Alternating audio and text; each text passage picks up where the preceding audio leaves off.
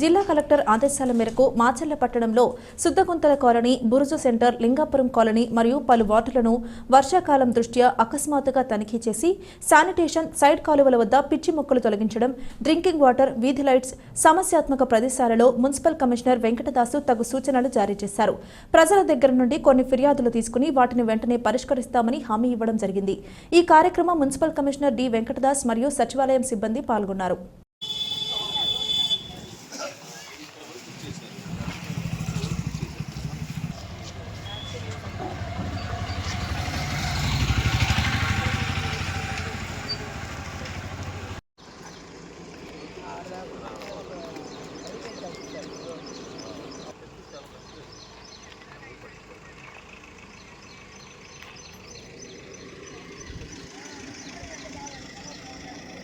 రా నువ్వు రా.